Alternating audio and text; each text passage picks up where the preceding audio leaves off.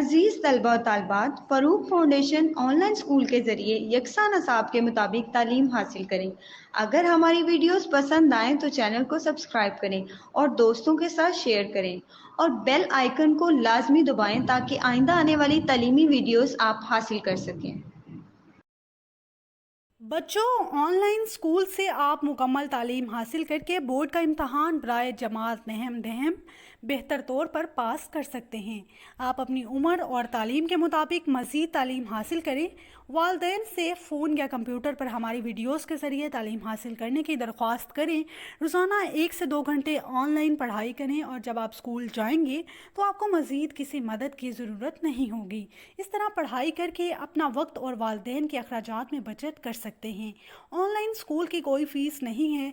Zoom पर भी classes का फ़ायदा उठा सकेंगे। हर क्लास और हर मजमून की मुकम्मल तालीमी वीडियोस मौजूद हैं। So students, in today's lecture we will study Bronsted-Lowry concept of acid and bases. Page number 22 के बॉटम पे आप देख सकते हैं कि हमारे पास आज का सेकंड कॉन्सेप्ट है एसिड और बेसिस का, which is Bronsted Lowry concept of acid and bases. In 1923, the Danish chemist Bronsted and the English chemist Lowry independently presented their theories of acid and bases on the basis of proton transfer. 1923 के अंदर हमारे पास Danish chemist था Brønsted और English chemist था लोरी, जिसने present किया acid basis concept को on the basis of proton transfer. जैसा कि आर्हीनियस ने अपना जो कॉन्सेप्ट था वो पेश किया था on the basis of hydrogen and hydroxyl ions. Meanwhile जो कि ब्रॉन्स्टेड लोरी है, इसने अपना कॉन्सेप्ट पेश किया on the basis of proton transfer.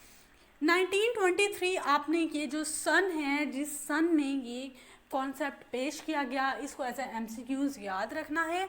Meanwhile आपने ये भी याद रखना है कि ब्रॉन्स्टेड-लोरी कॉन्सेप्ट जो है वो ब्रॉन्स्टेड-लोरी के नेम से 2 साइंटिस्ट थे जिन्होंने इस कॉन्सेप्ट को प्रेजेंट किया।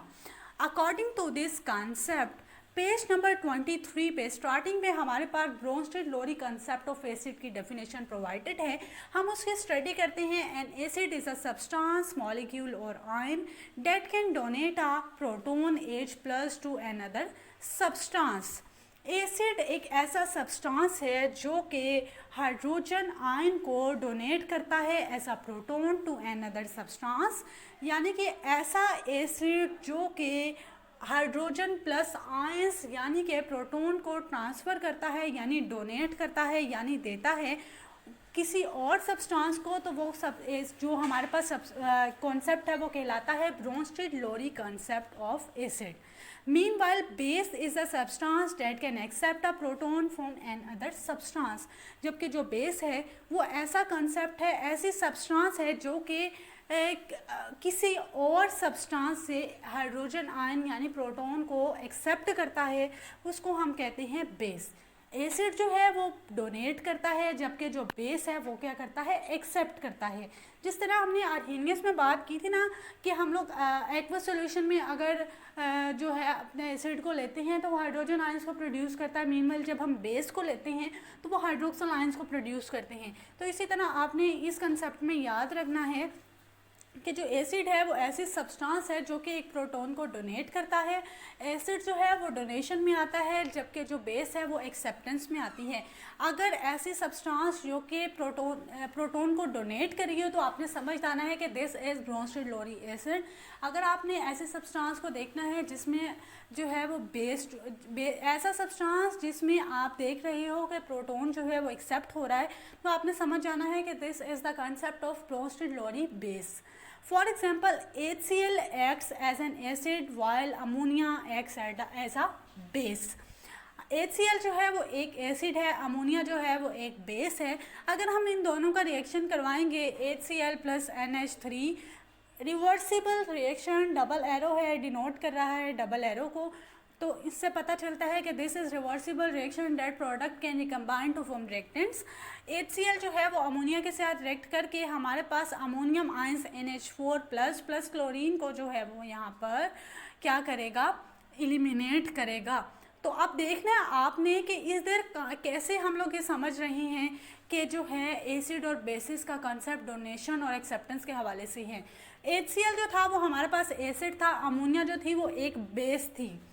एसिड जो है वो क्या कर रहा है, डोनेट कर रहा है अपना हाइड्रोजन एटम, जबकि जो बेस है वो हमारे पास है अमोनिया, वो हाइड्रोजन एटम जो है वो एक्सेप्ट कर रही है from the acid.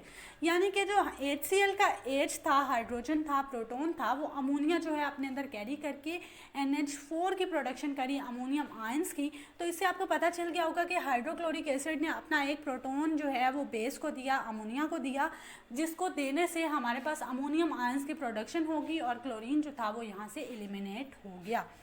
Similarly when HCl dissolves in water, जब HCl जो है वाटर में डिज़ोल्व होता है, HCl acts as an acid and water acts as a base. तो अब आपने यहाँ पर भी ये चीज़ नोटिस करनी है कि HCl हमारे पास दोबारा एसिड यूज़ हो रहा है, जबकि जो वाटर है वो हमारे पास एज अ बेस यहाँ पर रिएक्ट कर रहा है। तो एसिड और बेसिस में क्या है कि एसिड क्या होता है कि जो कि एक चीज़ को डोनेट करता है, अपने प्रोटॉन को डोनेट करता है, जबकि बेस जो है वो एक्सेप्ट करता है। यानी कि हाइड्रोक्लोरिक एसिड ने अपना प्रोटॉन देना है और बेस ने यानी वाटर ने एक प्रोटॉन एसिड से लेना है, तो वो प्रोडक्शन करेगा अपने यहाँ पर बेस की, यानी कि बेस जो है यहाँ पर अपने आयंस को इंक्रीज़ करेगी, जबकि जो एसिड है वो अपने आयंस को डिक्रीज़ करेगा। HCl के अंदर से एक हाइड्रोजन जो है वो वाटर एक्सेप्ट करके H3O आयंस की प्रोडक्शन कर देगा, प्लस क्लोरीन जो है वो यहाँ से एलिमिनेट हो जाएगा। तो ये रिएक्शन क्या कहलाते हैं, Bronsted Lowry concept of acid and basis. यानी कि जो एसिड है वो डोनेट कर रहा है, बेस जो है वो एक्सेप्ट कर रही है। तो बेस और एसिड जब एक प्रोटॉन दिया जाता है तो एसिड जो है ब्रॉन्स्टेड-लोरी कंसेप्ट में वो हमेशा डोनेट करता है, जबकि जो बेस है वो हमेशा एक्सेप्ट करती है। Base is always ready to accept a proton from another substance. Meanwhile, acid is a substance which can donate a proton to another substance. यानी कि जो एसिड है वो सब्सटेंस देने के लिए तैयार रहता है, बेस जो है वो सब्सटेंस एक्सेप्ट करने के लिए तैयार रहती है। तो वो क्या कहलाता है, Bronsted Lowry concept of acid and base. Meanwhile हमने यहाँ पर रिएक्शन की बात की, जब हमने हाइड्रोक्लोरिक एसिड को वाटर के साथ ट्रीट किया तो H3O आयंस की प्रोडक्शन हो गई, जबकि जो क्लोरीन था उसकी एलिमिनेशन हो गई। सो it is a reversible reaction, double arrow है। डबल एरो का मतलब होता है कि ये जो रिएक्शन है वो ऑन गोइंग है, यानी कि रिएक्शन कभी भी नहीं रुक सकता, ये रिएक्शन जो है स्टिल कंटिन्यूइंग है। So it is a reversible reaction in the forward reaction HCl is an acid and as it donates a proton, whereas H2O is a base, it accepts a proton। ये मैंने आपको बात पहले ही बता दी कि जो HCl है वो ऐसा एसिड है जिसने अपना एक जो प्रोटॉन था वो डोनेट किया, जबकि जो वाटर थी वो ऐसा बेस थी, इसने एक प्रोटॉन एक्सेप्ट कर लिया। In the reversible reaction chlorine ion is base, it accepts a proton from acid H3O ions. Chlorine ion is called conjugate base of acid HCl। Chlorine ion जो है वो यहाँ पर क्या कहलाते हैं, conjugate base of acid HCl, क्योंकि उसने क्या किया था, अपना जो क्लोरीन आयन है HCl था, उसने क्लोरीन ने क्या किया कि अपने आयन को बेस को डोनेट कर दिया। That's why it will be called conjugate base of acid HCl and H3O ion is called conjugate acid of base H2O, क्योंकि HCl जो था H3O था वो ऐसा आयन था जिसने क्या किया, एसिड से एक हाइड्रोजन लेके अपने आप को स्टेबल किया, H3O आयन की प्रोडक्शन की। तो इसका मतलब है कि this will be called conjugate acid of base H2O। It means every acid produces a conjugate base and every base produces a conjugate acid such that there is conjugate acid base pair. Conjugate means joined together as a pair. Conjugate का मतलब होता है कि जब दो या दो से सबसे ज़्यादा सब्सटेंसेस आपस में मिलती हैं, आपस में मीटअप करती हैं, तो उनको हम कहते हैं कॉन्जुगेट। सो अब यहाँ पर हमारे पास टू डेफिनेशंस प्रोवाइडेड हैं, कॉन्जुगेट एसिड, कॉन्जुगेट बेस। ये दोनों जो हैं एक इम्पॉर्टेंट शॉर्ट क्वेश्चन है, पेपर में बहुत ज़्यादा पूछा जा सकता है। Conjugate acid is a species formed by accepting a proton by a base. Conjugate acid कब बनता है, ऐसी स्पीशी है जो कि बनती है जब एक प्रोटॉन जो है by accepting a proton by a base. Conjugate acid तब बनता है जब किसी बेस से प्रोटॉन को एक्सेप्ट करता है, और कॉन्जुगेट बेस कब बनता है, जब किसी एसिड से एक प्रोटॉन डोनेट करता है। जब कोई एसिड एक प्रोटॉन डोनेट करता है तो कॉन्जुगेट बेस की फॉर्मेशन होती है, जब एक बेस जो है वो प्रोटॉन एक्सेप्ट करती है तो एक कॉन्जुगेट एसिड की फॉर्मेशन होती है। Thus, conjugate acid-base pair differs from one another only by a single proton. तो एसिड बेस जो है उसका जो कॉन्सेप्ट है वो डिफ़र करता है बाय सिंगल प्रोटॉन, यानी कि एक आयन देने से हमारे पास जो प्रोडक्शन हो जाती है वो हमारे पास कॉन्जुगेट एसिड और कॉन्जुगेट बेस की होती है। Similarly acetic acid CH3COOH plus water, reversible reaction CH3COO plus H3O। अब यहाँ पर हमारे पास एसिटिक एसिड जो था वो एज एन एसिड रिएक्ट किया, जबकि water as a base. Reversible reaction था तो अपना एसिड ने एक प्रोटॉन जो है वो डोनेट कर दिया टू द बेस, और बेस जो है वो स्टेबल होकर कॉन्जुगेट एसिड की फॉर्मेशन कर गई। So according to the Bronsted-Lowry concept, an acid and a base always work together to transfer a proton. So Bronsted-Lowry के मुताबिक Bronsted-Lowry कॉन्सेप्ट क्या बताता है कि एसिड और बेस जो है वो हमेशा काम करती है प्रोटॉन ट्रांसफ़र और एक्सेप्टेंस, यानी कि वो ट्रांसफरेशन में इनका मेन रोल है। जैसे आर्हीनियस का एक्वस सोल्यूशन में मेन रोल था और हाइड्रोजन और हाइड्रोक्सिल आयंस के लिए मेन रोल था, सेम इसी तरह जो ब्रोंस्टेड-लोरी कंसेप्ट है उसका मेन रोल है कि वो प्रोटॉन ट्रांसफ़र में अपना रोल प्ले करते हैं, यानी उनका main work is totally depends upon the transferation of proton to another substance. यानी एसिड सब्सटेंस देता है, बेस सब्सटेंस एक्सेप्ट करता है, काम उन दोनों का है ट्रांसफ़र का, और ट्रांसफ़र का होने से कॉन्जुगेट जो है हमारे पास ब्रोंस्टेड-लोरी का जो कॉन्सेप्ट है वो एप्लीकेबल होता है। That means a substance can act as an acid proton donor only when other substance simultaneously behaves as a base। जो सब्सटेंस है अगर वो एज एन एसिड रिएक्ट करता है, एक्ट करता है, तो दूसरे सब्सटेंस को बेस के तौर पे एक्ट करना ज़रूरी है, क्योंकि अगर एसिड डोनर है तो बेस को एक्सेप्टर बनना ज़रूरी है, क्योंकि अगर एक डोनर होगा तो लेने वाला भी तो कोई होना चाहिए ना। तो बेस जो है वो लेने वाली है, एसिड जो है वो देने वाला है। Hence a substance can act as an acid as well as a base. तो जो सब्सटेंसेस हमारे पास होती हैं वो एज अ बेस भी रिएक्ट कर सकती हैं, एज अ एसिड भी रिएक्ट कर सकती हैं। अगर देखा जाए तो वाटर हमारे पास न्यूट्रल सब्सटेंस है, लेकिन समटाइम्स उसको रिएक्शन में अपने आप को बेस एज अ बेसिक जो मीडियम है उस तरह भी रिएक्ट करना पड़ता है। क्यों? क्योंकि जब एक चीज़ जो है वो रिएक्ट कर रही है, जब एक चीज़ एक एसिड के तौर पर रिएक्ट कर रही है, तो मीनवाइल हम जानते हैं कि जो एसिड है अगर वो डोनेट कर रहा है तो वहाँ पर कोई एक्सेप्टर भी होना ज़रूरी है ना, क्योंकि वो आयन बेकार तो ना रह जाए ना। अगर तो एक हाइड्रोजन जो आयन है वो एसिड ने तो डोनेट कर दिया, जब उसको लेने वाला ही कोई नहीं होगा तो उसके डोनेशन का फ़ायदा, तो डोनेशन का फ़ायदा तभी होगा जब हमारे पास एक बेस अवेलेबल होगी। So depending upon the nature of another substance, for example H2O acts as a base. ये मैंने बात आपको पहले बता दी कि जो वाटर है वो बेस के तौर पर रिएक्ट करता है when it reacts with HCl as stated above, as an acid when it reacts with ammonia such as। सो अब हम लोग यहाँ पर एक रिएक्शन देखते हैं। H2O को जब अमोनिया के साथ रिएक्ट करते हैं तो हमारे पास ammonium ion plus hydroxyl ions की जो है वो प्रोडक्शन होती है। Such a substance that can behave as an acid as well as a base is called amphoteric species. अब आपने देखा होगा ऊपर वाला रिएक्शन जो हमारे पास सेकेंड रिएक्शन जो हमारे पास अवेलेबल है उसमें HCl के साथ वाटर ने एज अ बेस रिएक्ट किया था, जबकि जो हमने अभी रिएक्शन देखा उसमें H2O ने एज अ एसिड रिएक्ट किया है, यानी पहले वो बेस के तौर पे काम कर रहा था, अब वो एसिड के तौर पे काम कर रहा है। यानी वाटर अमोनिया के साथ रिएक्ट करके अपने आप को यहाँ पर एसिड बना रहा है। तो ऐसा सब्सटेंस जो कि एज एन एसिड भी काम कर सके, बेस भी काम कर सके, तो ऐसे सब्सटेंस को हम कहते हैं amphoteric species. Such a substance that can behave as an acid as well as a base is called amphoteric।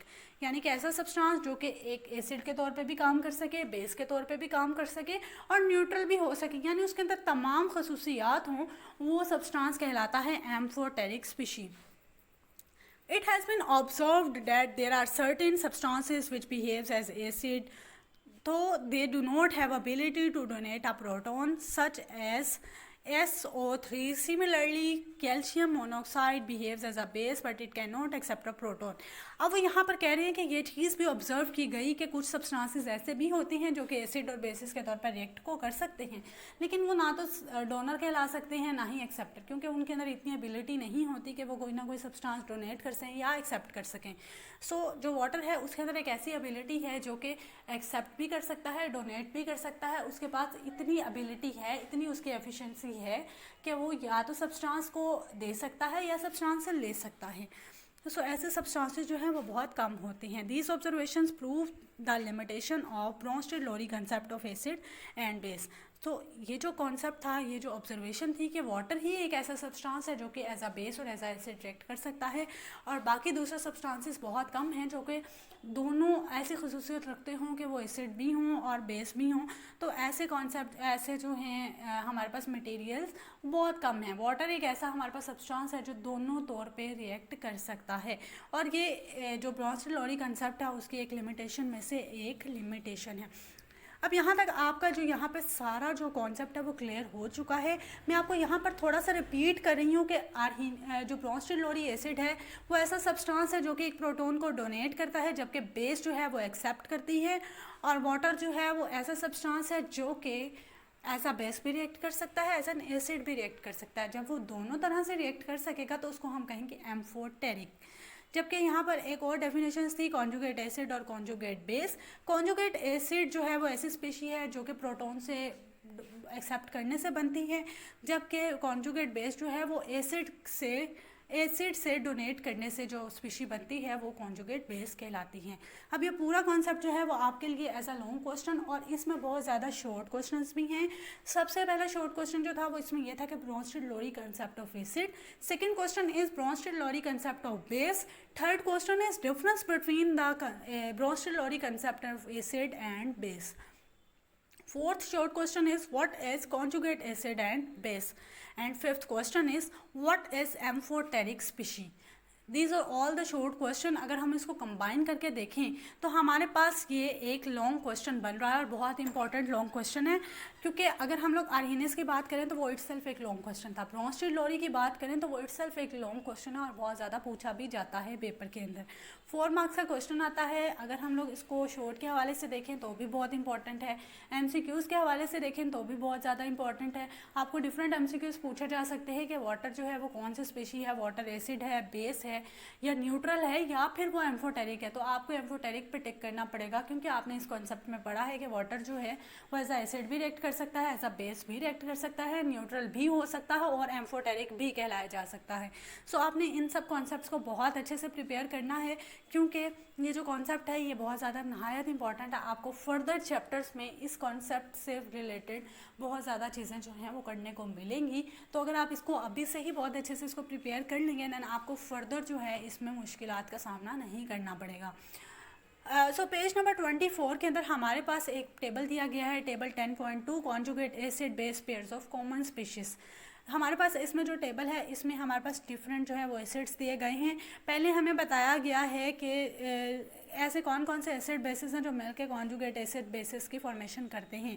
सो सबसे पहला जो हमारे पास एसिड है वो है नाइट्रिक एसिड, जो वाटर के साथ रिएक्ट करके H3O प्लस नाइट्रेट आयंस को यहाँ पर कॉन्जुगेट बेस बना रहा है। जबकि sulphuric acid, hydrogen cyanides, acetic acid, water and HCl, these are all the reactions जिनके बारे में हम स्टडी कर चुके हैं। इन रिएक्शंस की हमने अभी बहुत अच्छे से स्टडी की थी कि कौन कौन से एसिड्स हैं, कौन कौन से बेस हैं, और कौन कौन से दोनों ही के तौर पर रिएक्ट कर सकती हैं, और कॉन्जुगेट एसिड क्या होता है, कॉन्जुगेट बेस क्या होता है, इन सब के बारे में आपने बहुत अच्छे से समझ लिया है। अब यहाँ पर ऊपर जो हमारे पास एक छोटा सा टेबल है उसमें लिखा हुआ है डू यू नो। अगर उन्होंने इस तरह दिया हुआ तो ऑब्वियसली ये बहुत इंपॉर्टेंट एक चीज़ होगी। All Arrhenius acids are Bronsted Lowry acid but except hydroxyl, other Bronsted Lowry basis are not Arrhenius basis. अब ये बात आपको MCQs में भी पूछी जा सकती है कि तमाम आर्हीनियस एसिड्स हैं वो ब्रोंस्टेड-लोरी एसिड्स कहलाते हैं हाइड्रोक्सल्स के अलावा, और जो ब्रोंस्टेड-लोरी बेसिस हैं वो तमाम आर्हीनियस बेसिस नहीं है। यानी एसिड्स की थोड़ी बहुत यहाँ पर चांसेस हैं, जबकि बेसिस जो हैं वो नहीं हैं। एसिड्स बेसिस जो हैं वो मीनवाइल टोटली डिफरेंट हैं, जबकि जो एसिड्स हैं वो फिर भी थोड़े बहुत मैच करते हैं। अब यहाँ पर जो है वो प्रॉब्लम्स दी गई हैं, प्रॉब्लम ए बी सी। तो इसमें क्या है, what are the conjugate bases of each of the followings. अब ऊपर जो टेबल है इसमें रिएक्शंस लिखे गए हैं, इनमें आपको बहुत अच्छे से कॉन्सेप्ट मिल जाएगा किस तरह इनके रिएक्शंस बनते हैं, किस तरह इनकी फॉर्मेशन बनती है। तो आपने इन सब चीज़ों को बहुत अच्छे से प्रिपेयर करना है। इसका सोल्यूशन हमें नीचे अवेलेबल है कि किस तरह जो है वो Bronsted Lowry concept of acid and basis इस चीज़ को यहाँ पर सॉल्व आउट कर रहा है। ये आपका होम टास्क है, आपने इसके घर में प्रैक्टिस करनी है। जिस तरह आपने रिएक्शंस के बारे में पढ़ा, सेम इसी तरह आपने इस चीज़ को भी फर्दर स्टडी करना है कि आया इसमें ऐसी कौन कौन सी चीज़ें हैं जो कि एज आ ब्रोंस्टेड-लोरी एसिड और ब्रोंस्टेड-लोरी बेस और conjugate acid of a base and conjugate base of the acid react करती हैं। So this is all for today. आपने इस प्रॉब्लम्स को घर में बहुत अच्छे से प्रैक्टिस करनी है, ये आपका होमवर्क टास्क है, आपने इसको बहुत अच्छे से सॉल्व आउट करना है। इंशाल्लाह we will meet in the very next lecture.